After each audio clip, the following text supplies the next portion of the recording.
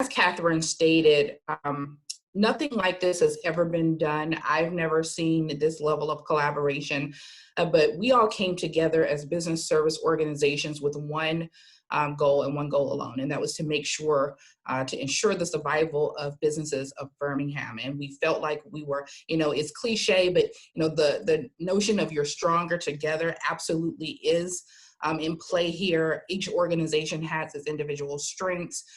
There are areas of focus, and so collectively we are coming together to be here for you. We've got your back. And each one of these organizations is very passionate about the work that they do. They're passionate about this collaboration, and we're here to serve. So take advantage of these opportunities. Participate in the trainings, but not only just participate in the trainings, make sure that you take advantage of that one-to-one coaching. All of the organizations, again, and the personnel associated with each organization is here for you. When we say we have your back, we absolutely mean we have your back. So utilize that one-to-one. And so take the information that you get here, take the information that you get in the weeks to come, and then come back to us after you've had an opportunity to absorb it with any questions or any additional guidance that you need. Again, we're here to serve you. All right, y'all, get your brains ready, because this is not a sit and listen kind of session today. This is a participate session. So we will be asking you to participate via chat. We may even call on some of you in chat or ask for willing speakers in chat to unmute yourselves and contribute to the conversation. So when you emerge from this Zoom room, you are going to have at least a really good start on your business's core values, which will help you build a strong brand story and key messaging. And although we're not going to have time today, and it's also a little challenging in this digital environment to really work on building out your brand story in this particular room, we're going to talk through how to do it. And then we're going to encourage you to do what Kim said, to reach back out and set up some of that one-on-one time with the Rebound BHAM team to make sure that you are really doing yourself justice with this foundational piece of your business. So, okay, are your brains ready? I'm going to let Kim tell us what a brand is and what a brand is not. Awesome. So, this is the digital age, and brand is so loosely used these days. Everyone comes up with a product. They're saying, this is my brand. This is what I sell. Here's my logo. But there's a few things that a brand is not, and it is not your logo. It's not your website, your advertising, or your social media, or even the product or service. Now, here's the thing. Everybody thinks that it is all of those things. But your brand really precedes you before you even get to these things. So your logo, your website, your advertising, these are methods and means of communicating the brand. And so when I speak to, your brand precedes you, it's really what's at the heart and what's at the core. Why did you create the product? Why did you create the business? How are you really communicating or reaching or meeting a specific need in the community? How are you connecting with your audience? A while ago, someone once said, people aren't going to always remember what you said or even what you did, but they'll remember how you made them feel. And when you think about your brand, we really want you to take these exercises seriously and think about, how your brand is really communicating why you started this business in the first place, and how you're effectively meeting the need. Why is this important? We're in the midst of COVID-19. Businesses are reeling. Small businesses are suffering right now, but there are still some brands that are really sticking out. And we're going to really share some information about some of those brands and share with you why. So while there is definitely pain being felt by small businesses as it relates to COVID, there's absolutely opportunity out there. And when people are looking for those small businesses to extend the arm of these opportunities, they're really looking for certain types of brands, certain stories. So your brand, and then taking it for a step further and really creating the story around your business. So again, a brand is what it is. We've learned about what it's not, but it is what you communicate through everything you do. And so this goes well beyond your logo or your website. It's really even who you choose to be a part of your business, because those individuals have to really buy in to that brand and live and breathe the brand, so that every customer that comes through your door or on your website or on your digital platform feels the same thing. So they walk away with the same feeling, because we've taken the time to really craft the brand, craft the story around it, also share that story so everyone gets a very similar feeling. So your brand is what guides your business decisions. Again, every business decision of the company should be driven by your brand. And it's also what your customers believe about you. So that's serious. Your customer now in COVID-19 could be a government contractor. It could be another business owner that wants to pair and partner with you to do some type of product or service, or to meet the needs of certain customers. But your brand, again, is going to precede you, and it's going to resonate, because it is what your customers believe about you. So here's the first fun thing that we want to do. And so the rules here is, if you are interested in speaking, drop these in the chat. But even if you don't want to speak, we're going to choose a few of these. If there is a company that is a very memorable brand to you, drop that in the chat right now.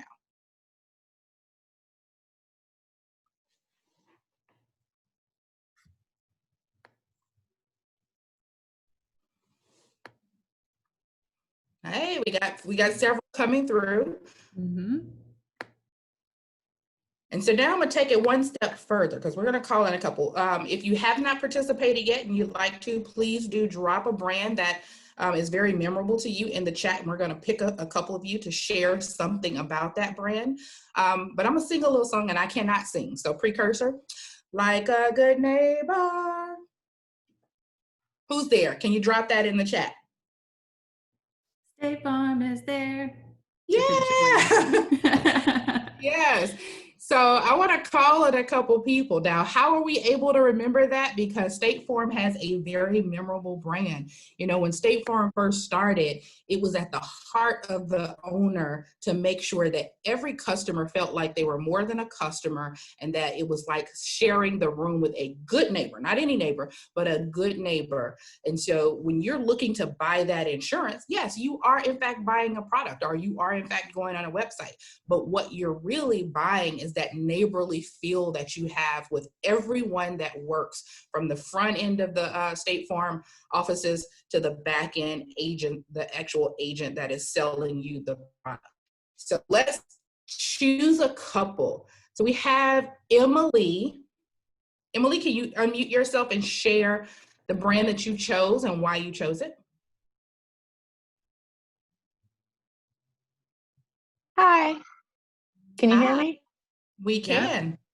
I chose Penzeys Spices, and because they've been doing a lot of like political advertising, and that's really stood out. And I also chose Ben and Jerry's for their social justice work.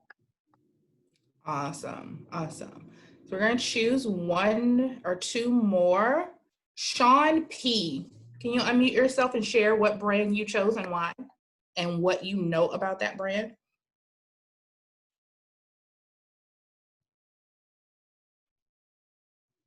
Sean P.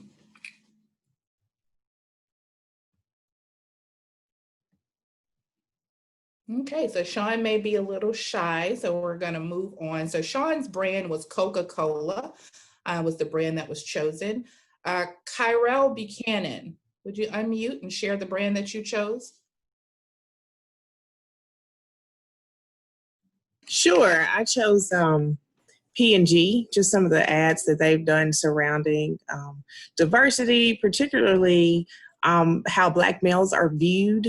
There's one commercial that they have put out where there's a Black man going through his daily life and being looked at suspiciously. And as it turns out, he is the judge in the courtroom. And I just found that to be a very refreshing ad campaign in terms of really trying to portray an authentic experience. Thank you, Carol. Okay, so Julie is going to now take us through a couple of exercises. You should have received some information from our team prior to jumping on today. So you should have a canvas in place. And so what we're going to do now is really take you through the first components of that exercise. I'm going to just turn it over to Julie. Yeah, so it's great that you guys have already, in the examples that you brought up, pointed out ways that maybe your values, or at the very least, the target customer values of these brands line up with what they're putting out there into the world. And so that's really sort of the foundation of this brand story canvas. But it looks like Robert dropped the brand story canvas link into chat. So if you didn't download that from the email that you got earlier, that is the place that you can do it. You don't necessarily have to look at it now, but the canvas really will be your guide to keep going through this process and finish out this brand story drafting process after we have gone through everything we're going to go through today. You can print it or not. It's designed to be printed on an 11 by 17 piece of paper. No, not everybody has that capability in their home office. I certainly don't. But you can also just sort of look at it on the screen and jot down the answers, your answers to the questions on a piece of paper. And so to that point, you might want to have some scrap paper and a pen or pencil with you today to jot down some of your notes along the way, and you can transfer that into whatever format is most useful for you after our time together. So as we get started on our brand story canvas, you need to be in tune with the foundation of your business. And those folks from the HGTV, the House Hunters memes, always seem to have really unique careers, and you sort of ask yourself the question if they are actually solving anybody's needs or filling anybody's wants at all. But you should know not just what you are doing, but why you're doing it. Your personal why is really important and can certainly contribute to your brand story, but you got to go deeper than that. You're looking for those shared values with your customers. Why should your customer care about what you're doing or what you're offering? So you can't start a business just because you like to put flowers in pots. You have to find a need and fill it really, really well. And you have to be able to talk about it powerfully. So the first piece of the brand story canvas is a box for you to rant in. So this is the fun part. Get mad, dig deep, write furiously, and we're also this is another place that we're going to ask you to contribute in just a little bit. And so I want you to go ahead and start thinking about those passion points for you. What was it that made you say, there is this problem here, and with my business, I can fix it. I can make something better. What are those things that made you start your business? And so I'll give you an example while you're thinking and writing, because again, we are going to call on you in just a minute.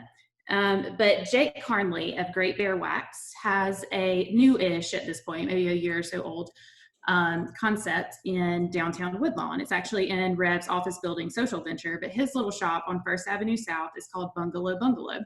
And some of you may be familiar with it. He does like soaps and cleaning supplies, but not just something that you walk in and get a bottle and go out. He actually has gigantic containers of all of these products that he makes that you can refill containers. So you can buy a container from him and bring it back over and over again and refill it. You can bring in your own mason jar or whatever the case may be and fill it up. But his whole idea is to reduce waste. And so because I have had some conversations with him, different members of our team have had conversations with him about what it was that led him to start his business, I felt comfortable sort of typing up this rant for him. So let me be clear, these are not his exact words, but it's sort of paraphrased based on some conversations we had with him. Now, your rant does not have to be put out in sort of narrative form like this. You don't have to have full sentences. It doesn't have to flow perfectly. Just jot down enough that you know what you're talking about, because the point of this is to be sort of a brain icebreaker. And what we will do with your rant is we're going to extract your core values from it in a minute.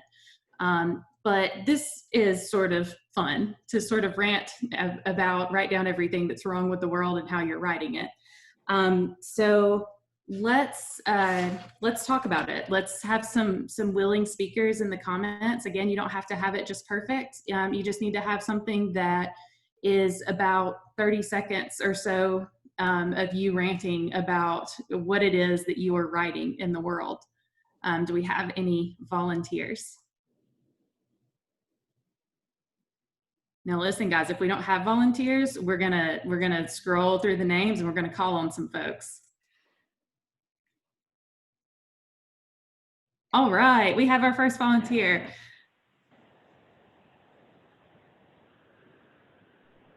Charmaine, do you want to unmute yourself and Yes, tell us I'm what here. you? Okay, go for it. I'm a gifting company. So I offer like unique ways to make memorable gifts, or also help with brand packaging. So some of the things that kind of drove me to creating that is just seeing horrible representation of like gifts, and like, you know, you see like these nice homes, but then you walk and you see this gift, and it was just like driving me nuts to see different ways. And it's like, oh, you can do that just a little bit better and represent your company a little bit better. And so that was something that I saw a need that needed to be filled, you know, because a lot of times people think that gifting is just throwing something in the basket and then putting a bow on it and that's it. Like there's not an art to it, but there is. I do a lot of studying with that. So that was something that kind of I ranted about in my little box. Yeah, that's great. Sean, do you want to tell us about your rant, and then we'll move on to the next section? Okay, so can you guys hear me? Yes. We can. So I am a nurse practitioner. I work at UAB. My company is a telemedicine urgent care and house calls. So my rant is pretty much people waiting long wait times just to get treated for a rash that took me 5 minutes to treat you. Expensive $1,000 bills just to give you a prescription that was $10 when I can treat you quicker, faster. I can come to your home. You don't have to come and sit in the waiting room and get exposed to other things. Just tired of seeing people sit in the waiting room for hours and hours and hours, and your condition can be treated in 5 minutes. Yeah, especially right now. Nobody wants to spend a whole lot of time in a waiting room. All right, great job, you guys. Now remember these, because we're going to come back to these in a little bit. But thank you guys for volunteering. Yes, thank you. So before we flip the script, we're going to talk just a little bit about core values. As Julie stated, you know, when you have this rant, then you start extracting bits and pieces of what will ultimately become your brand, and it will transition into your brand story. So when you think about core values, we wanted to use the example here, Chick-fil-A. Everybody knows Chick-fil-A, but everybody knows Chick-fil-A for a certain thing, because it is authentically its brand. And every component of Chick-fil-A, from the time that you drive through the drive-through or if you walk through the door, you can feel, again, going back to that example of, you know, I remember how it made me feel. And so here's a couple that we pulled. I'm going to read one. It says, Meg asked Chick-fil-A to switch her lemonade to water because she had a sore throat, and the worker whipped out a cough drop. Holy, am I impressed? So, was it really about the cough drop?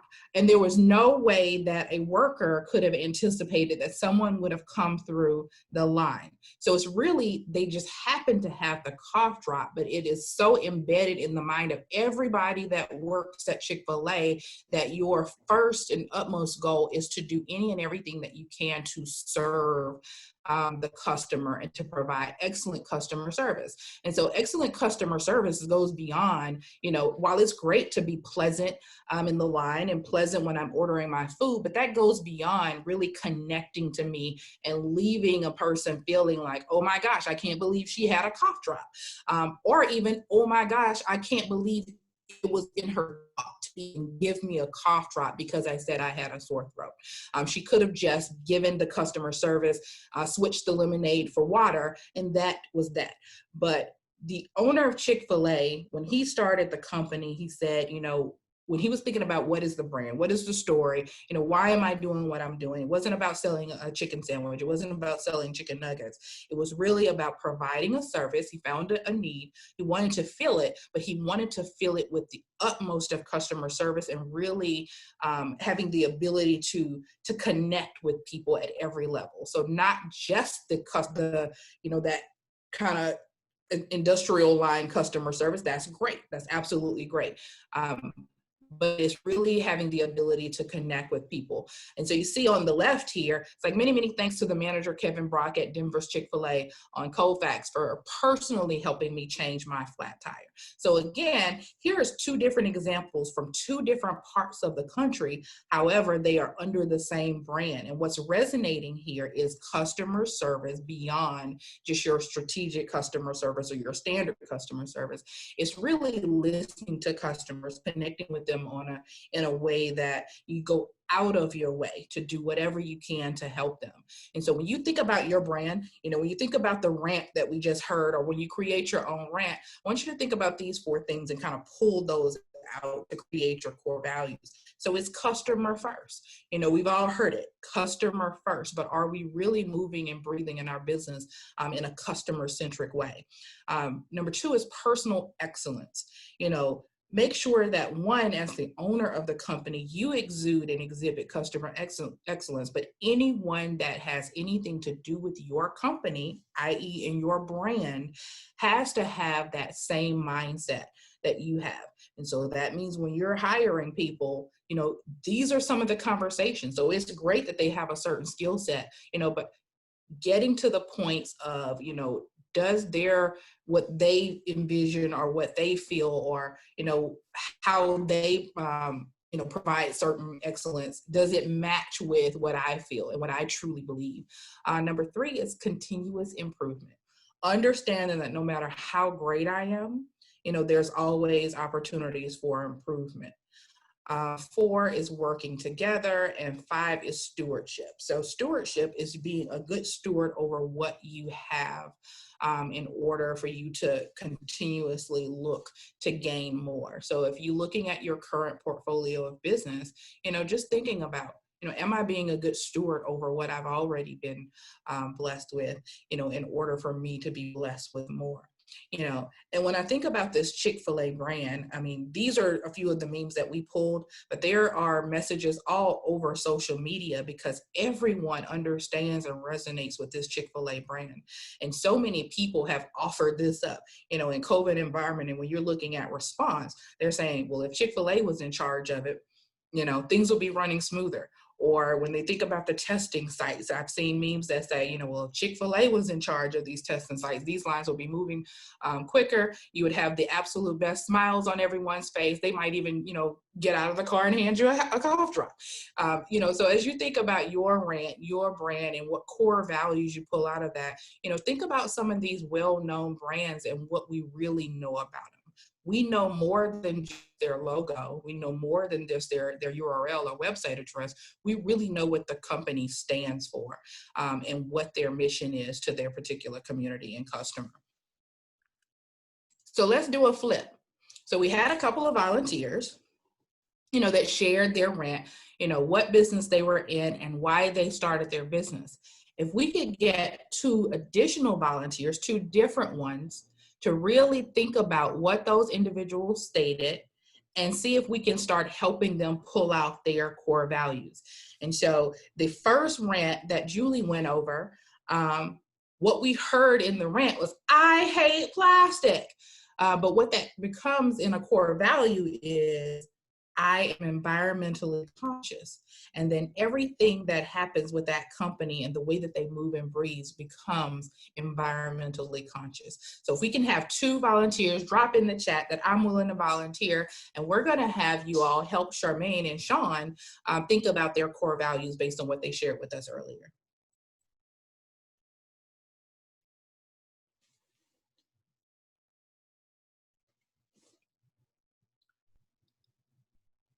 Let's start with someone who's willing to say what Charmaine's gifting company, what some of those core values might be based upon her rant about, like, it could be a better experience, right? It could be presented better. It could, your gift could look better. What does that begin to mean in a core value? You don't even have to extract like a list of 5 or 10. Just, even one thing that might be a core value for Charmaine.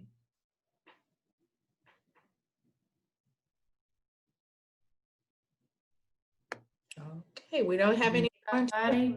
Start picking. Quality. All right. Yep. That's a great core value. So high quality, it becomes something that you really care about. You're not just slapping things together to fill an order or to make a buck. You become known for high quality gift packages, and that matters to the people who are willing to pay you money. That's one of those shared core values between you and your customer. You know what that reminds me of, Julie? So the movie The Intern, when the owner went back herself to redo the packaging, and the intern identified that as a part of the brand. So anyone here, if you've seen the movie The Intern, it was really important to her, the quality that was presented on her company. So much so that she was willing to go back into her manufacturer and say, okay, no, this is how we do this, to make sure that the brand of quality resonated from what they saw on the website to what they received in their home. Yeah, that's a great example. A couple more answers. Aesthetics and consistency, one of a kind. Those are all great. So it's a unique customer experience, right? It's a consistent customer experience. You know that when you call upon her company, you are going to get a consistently high quality product and a consistently high quality experience for the person that you are giving a gift to. And of course you want that. Like if you're giving something to somebody, you want it to be great. So these are great. What about Sean's telemedicine urgent care concept?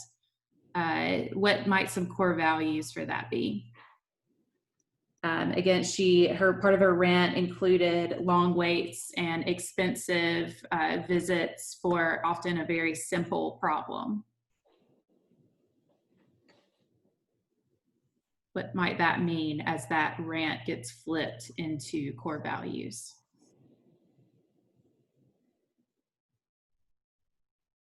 Convenience, putting the patient first. Absolutely. Mm-hmm. Efficient care, respecting time. Absolutely. I mean, how much more could, some of the like specialists and stuff be able to do if they're not waiting on people with a simple cold? And how much less does sickness spread if these folks are getting their issues taken care of at home and not opening themselves up to more germs when their immune systems are already in a weakened state? Quality on the go, home care, home visits, individualized care. Great answers, guys. Speed. Those are absolutely great answers. And I will tell you, when I am looking for a physician across any spectrum, whether it be a dentist, a personal physician, general practitioner, I'm always looking for certain things about their brand. So it's not necessarily even the facility. It's all of these things that you're naming, the quality of care, that individualized attention. Are they really, taking the time with me to hear, what my problem is, or am I just a number, so they can kind of usher me through and maximize the dollar? And people can feel that, so when we're thinking about these brands, people can really feel whether or not you truly care about them as a customer, or if you think about them just as a number to meet your bottom line. So these are great. I really like them. Yeah, and that last answer too from Wanda, calming fears, that's a great point as well, especially where we are right now. And I've read articles, I'm sure a lot of you have too, about people actually putting off sort of standard care and addressing more minor problems right now because they're scared to go to the doctor, because they're scared of getting COVID right now, exposing themselves to that right now. And so that absolutely is a good point too. All right. So we are moving on to what is page 2 of the canvas. Or if you have it printed out, this would be the back of the canvas. And those pieces are going to be homework because they really require more thought than you can give to this in the rest of this Zoom time that we have together. And it's also probably going to be challenging for you to really write creatively while we are still talking in your ear. So we're going to sort of take you briefly through how to do these last pieces. We're going to give you some good examples. And you can know too that Google is always your friend. You can Google, strong brand stories, great brand stories, and Google will give you lists compiled by marketing experts across the world that give you more great examples. And of course, your brand story should be unique to you. I'm not telling you to go and copy anybody else's, but you can certainly draw inspiration and sort of treat them like case studies, see how they did it so you could see how you can do it. And we're also going to encourage you to reach out and set up that individual coaching to help you, as you work through the rest of this canvas on your own. We encourage you to reach back out, set up some time with our team, and let us help you get this foundational piece of your brand story right. So I'm going to let Robert Emmerich, who is Rev's client relations manager, who is also acting like sort of the air traffic controller for all of the Rebound BHAM communications going on right now. You've probably already gotten some emails from him. I'm going to let him talk a little bit about the process and just say hello so you guys can put a face to the name as you're getting emails from him. Robert? Good afternoon, everyone. So glad that you're here. So as Julie indicated and Catherine indicated and Kim, really where we have found the rubber meets the road in building skill competence through one-on-one coaching. And we're going to try and make that really easy for you. So we will email that includes attachments from today's session. And all you have to do is hit reply and let us know that you would like to talk about one-on-one coaching. And we will reach back out and get you hooked up with the ecosystem team member that is most qualified to provide you with that one-on-one coaching. I do want to make the point that for all ecosystem coaching, absolutely free. So that is a big deal. And the last piece of that is that we will ask you to fill out a fairly in-depth business assessment to make sure that we maximize the time that you spend with your coach and understand where you are in your business journey. And it also helps us sort of track the effectiveness of the coaching that we are providing. So we will check back in before the end of the session and give you some more details. Thanks. All right, so back to those sections. Kim, you want to talk us through who's your customer? Sure. So we've had a few great segments here where we've really talked about our core value. We've talked about, what a brand is, what a brand is not. And then we mentioned about what a brand is not, and we state that these are avenues in which you can communicate your brand. We got to think about who we're communicating to. So, who is the customer? Who are we trying to communicate this brand to? And so when you think about that, you think about drafting your messaging to your customer, what means or what method you're going to use to reach that customer. But let's just think about, who is the customer, the demographics, where are they, where do they live? If I'm a Birmingham, Alabama business, am I only looking to engage customers in Birmingham? Am I looking for a specific neighborhood of Birmingham, or am I looking to be a statewide company? So maybe my customers are in Mobile or Huntsville, or if I'm looking to be a national or international company, are my customers in Timbuktu? So just knowing that and knowing the geography, who they are, their age bracket, gender, income, and really learning, what are they? Who are they? What do they need? And what are some of their values? And do their values align with ours? Again, it goes back to the front. People aren't just buying the product that you've come up with or the service. They're really buying your story, and they're buying why you do what you do versus just what you do. So as you're thinking through these components, just think about who it is. And then as you go on to think about your messaging, look at it from this angle. what's the story? You know, we believe, and fill in the blank. And you have this on your canvas as well to help you, really come up with this story. That's why at we and because. And so, of course, you won't have time to really, as Julie was saying, we want you to really give this some thought and think through, why do you believe what you believe in whatever the name of your company is? Let's just say Kim's Donuts, because I don't make donuts, but hey, so we at Kim's Donuts believe that what? What do I believe? And that's why at Kim's Donuts, so what do we do? And because of that, so really spend some time and just think through this. And what you'll find is, so you'll come up with your overall messaging, but then you'll have to be able to communicate that message in a very concise manner. And so this is where we really start kind of narrowing down our key message into a very concise 30-second elevator pitch. And this is what you would tell someone. So we've all found ourselves there.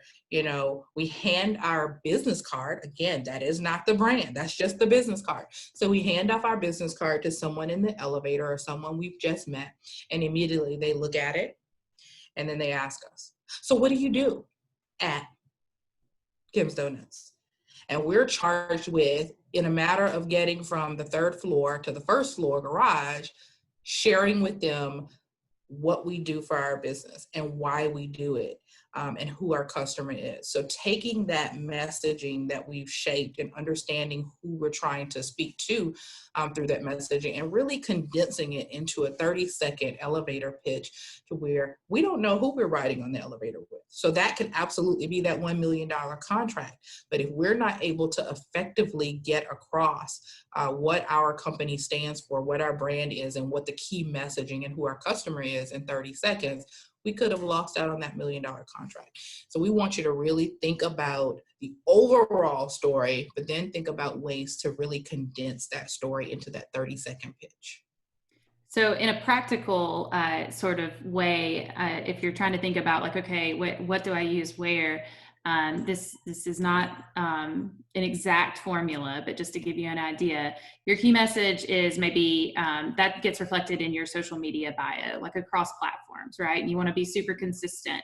You want people to get the same story no matter where they go looking for information about you. Your brand story, that longer piece, maybe that finds its way onto your about page on your website. Maybe that is what you say to friends and family and customers when you have a little bit more time. You're not on the elevator with somebody and trying to get it out really quickly, but they're trying to dive a little bit deeper and find out a little bit more about you and your company. You need both versions, because if you only have your key message down pat and you're really good at spitting that out, and then the person goes, oh, well, tell me more about that, then what are you going to say? Mm-hmm. So it's important to sort of have both of those things down. And again, all of that really comes out of your core values. So it's really important to work through this canvas sort of in the right order. You can't skip core values and even brand story and just come up with your key message first. A key message is not a tagline. A key message is like this is what I do and you should care about it. Like, this is why I do what I do and you should care about it. Again, you'll have to work through that on your own, but we do invite you to reach out and let us know when you need that individual help. So we promised a few examples. This is one of them. I don't know if everybody here has had a personal experience with Warby Parker, but you're probably at least familiar with the brand, especially in Birmingham. They do have a retail store in the bottom of the Pizzitz. I don't have my glasses on right now, but I wear Warby Parker glasses, have had a great experience with them, and must say that across all of their channels, their website, which this is a screen grab from their website, to their social media platforms and messages, to their customer experience, these things come through everywhere. So they want to leave you happy. So they have a really sort of lighthearted brand voice. And they use sort of a conversational, fun kind of tone, good looking. And, their stuff. I think most people would say everybody has a little bit of a different style, but it's nice looking stuff and it's very affordable. So it leaves money in your pocket. And so I brought my glasses case with me to show to you guys to make this point. Again, the happy sort of informal, conversational, friendly kind of tone that you see on their website, also reflected on their social media. When you get the, if you've ever done the at-home try-on kits, those boxes say on the outside in this very similar kind of font that you see across all of their platforms, it says good things await you or something like that. And so then when you actually get your Warby Parker glasses and you open up your glasses case, it says, it's nice to see you. So you see that they sort of carry that fun kind of voice through everything, but it all comes back to their key message here that you see on the website. Your brand story should encourage you to do your absolute best work. And it should encourage your team to do their best work. And so if everybody is sort of on the same page, then that creates a stronger brand story. And, that's important. So here's a few more examples. Yeah, so we have Beats by Dr. Dre, a leading audio brand founded in 2006 by Dr. Dre and Jimmy Levine. And it's a family of premium consumer headphones, earphones, and speakers. This brand here has introduced like a totally different generation to high quality sound. Whereas the thought of this type of product was only thought to be used, say, in studio sessions. And Dr. Dre had the thought that, everyone that is listening to music or everyone that's listening to the music that I create should also hear with the same quality of sound. And so he introduced this to the consumer base. But in addition, the company has certain things it stands for. You see it resonate in all of the advertisement. You see it resonate across the website, very high energy. When you see people with the Beats, they are generally very high energy. So this is just one of the brands that we wanted to bring to the forefront and just really share, how again, your brand story really precedes you. It precedes the product. And so people didn't necessarily just buy the product. They bought the brand, and they bought into Dr. Dre and who he was and what he stood for. And those were things that they knew before he even had this particular product. The company was acquired by Apple in 2014. Now, mind you, if the company did not align with the values of Apple would not have purchased into this particular brand. And then the continued rise in sales were at that point not only aligned with the values that were presented in Dr. Dre's brand and the brand that he himself had created, but also it was in alignment with Apple's brand. And so it received a totally different customer base. But again, Apple was able to align the fact that the brand, the values, the core values of the Apple company really resonated and meshed with the core values of this particular brand that Dr. Dre had created. And so here's our other example. So Under Armour, and I love this story of the founder when he shared that he started this company literally out of his trunk of his car. He started just making some different products, but it was really about, again, this is Under Armour's vision, is to inspire you with performance solutions you never knew you even needed.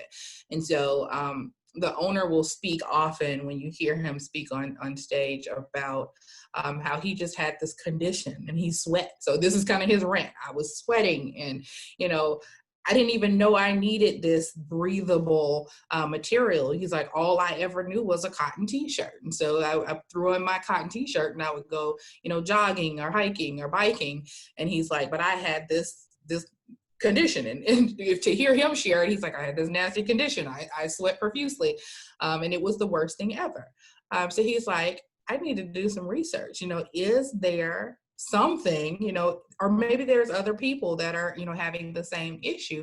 And so he really started creating his brand around, the solutions that you didn't know you needed, because he said, all I knew was a cotton t-shirt. I never knew I needed this breathable material. But once he created that, again, every product that he creates, and everyone that works for him shares that same value of making sure that anyone that they interface with understands, exactly what is needed. And so the way you get to that is really hearing. Again, it goes back to really hearing and understanding your customer.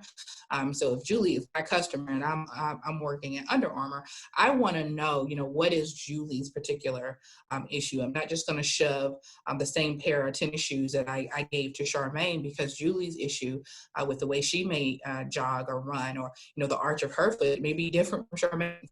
So I really have to be able to listen to Julie and understand Julie so that I can give her the best product. And I want Julie to walk away saying, oh my gosh, that's the best pair of tennis shoes I've ever purchased. And I want every customer, if Bonita comes through, I want her to walk away feeling the same way. Oh my gosh, that's the best shirt ever for my new tennis match, because she didn't know she needed a certain solution, but because our values align, and I make sure that, as a customer service provider for Under Armour, that I learn my customer, I listen to my customer, and I provide them with these solutions that they never knew they needed. And I absolutely love that about Under Armour's brand story. Well, listen, I do have really high arches, and it makes shoe shopping very difficult. So thank you, Kim, for caring about my feet. Come back to my store for your shoes. So congratulations, y'all. I know that you did not work through every section of the brand story canvas yet, but I guess this is sort of congratulations, because I know you're going to, and I know that you're going to emerge with a great, strong brand story. And so even after you get that completed and you feel good about where that is, that's not the end. You keep editing, you keep polishing, you keep tweaking until you retire. So get ready.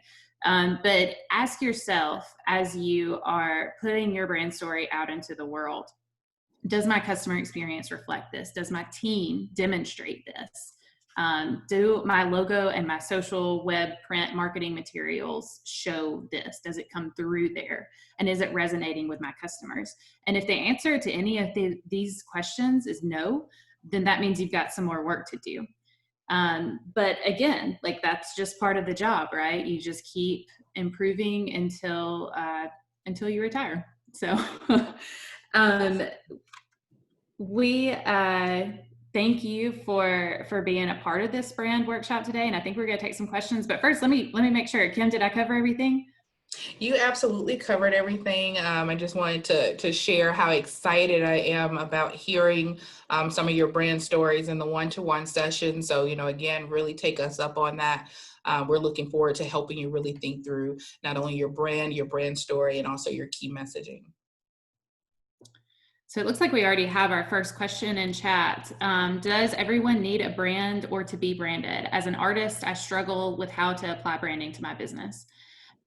So I think that's an interesting question. I think that your brand in your case would be you, like you are the brand. I don't think you necessarily have to have a separate business name, but whatever that entity is that is out there, that is your brand. And so if your brand can also be you. I've done some consulting at Rev with some artists that we work with at Woodlawn Street Market, and that's sort of the way that they have tackled that problem. They are the brand, and they sort of build like their artistic persona around themselves rather than giving it like a business name. Kim, do you have anything to add to that? I'll just add, I just want to make note of one of the most known artists, and I know this individual is likely speaking on artistry as in maybe painting or something like that, but I look at artistry and we all know Beyonce. She's an individual. There is no logo that's connected to her. There isn't, brand material. There's no collateral material or flyers that's created with her, but she has created an experience for her, anyone that comes to her concerts. And so that is in fact her brand. That is her brand story. It's her ability to ignite audiences and connect with those audiences and really give them a full-on experience. And so, no matter what type of artist you are, as Julie stated, you are in fact the brand. And whether it's, a painting, or whether you are a musician or an entertainer, your customer is going to connect to why you're doing what you're doing. And they're going to buy that art, the product, they're going to buy the CD, or they're going to come and attend one of your concerts because of what your brand story is, why you're doing what you're doing, and how your values align with theirs. Can I chime in here as well? Absolutely. Great.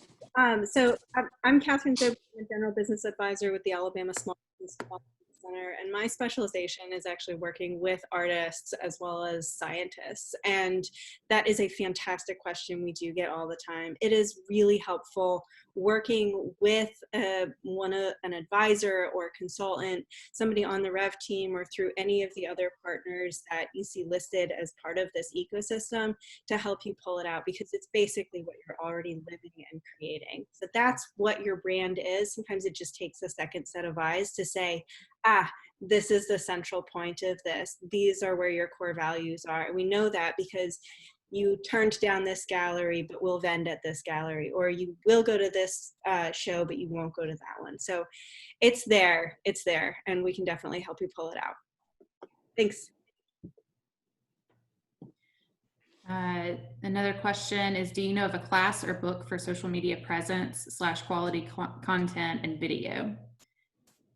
So I follow Gary Vaynerchuk for a lot of sort of best practices and creative content ideas. He's very active on social media, surprise. LinkedIn is a great way to tap into some of his content. He posts a lot of videos for free. He also has some stuff that you have to pay for to unlock. But I mean, I think he has also published some books that are helpful and just sort of help you think a little more creatively and conversationally about your social presence and video content. Kim, do you have other? I do. So True Fun has a partnership with GoDaddy, and we've been running a series for the last year around specifically social media presence, quality content, video content, website content. And we will be running another couple cohorts of that particular program starting in the fall of 2020, and there will be another cohort in the spring of 2021. So if you were to connect with our team as well, we can make sure that you have that information on the digital media presence training.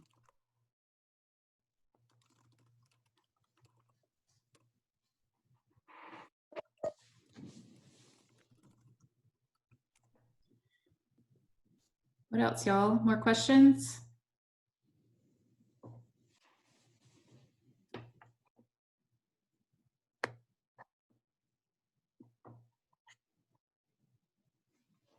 Well, you see our email addresses on the screen. Again, Robert is sort of our air traffic controller for rebound stuff, and so he's a great starting point. But if you have a specific question for me or Kim based on what we talked about here today, feel free to reach out directly to us as well. I think that we have a couple of poll questions that we're going to ask you. And so I will turn it over to Robert to sort of explain that process and close us out. Thanks, Julie. So 2 of the core values of the ecosystem partners are that we respect your time and that we want to be able to deliver effective programming that you can apply to your business immediately. So we're not going to ask you to fill out a survey, but instead respond to 2 quick poll questions. So if you would, on your screen now, let us know if you will be able to apply what you learned today to your business right now. And all you have to do is click one of those little radio buttons. Leave it up for 15 more seconds.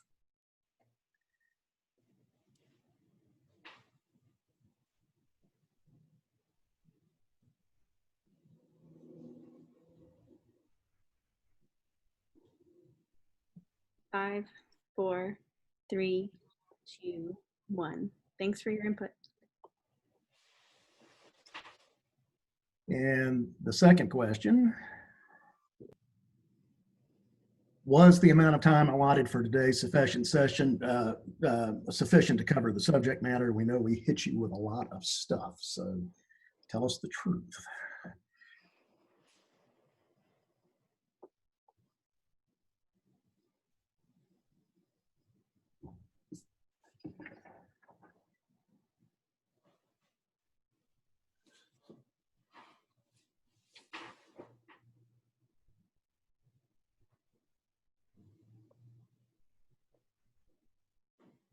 We'll do 10 more seconds. 5, 4, 3, 2, 1. Thanks everybody for your input. Yep, we appreciate it. So we are wrapping this up. We hope that you enjoyed today's session and found it helpful. Look for the follow-up email that we mentioned. We'll be getting that out today or early tomorrow. And remember to just reply and let us know if you would like to pursue one-on-one coaching. We'll also be rolling out a text messaging system that we hope will be helpful in keeping you up to date. It's super easy to opt out of, so if text is not your thing, let us know. It won't hurt our feelings. Hope you enjoy the rest of your day, and we look forward to seeing you again soon in some more coaching sessions or one-on-one. Have a great day. Thank you all. Have a great day. Everybody.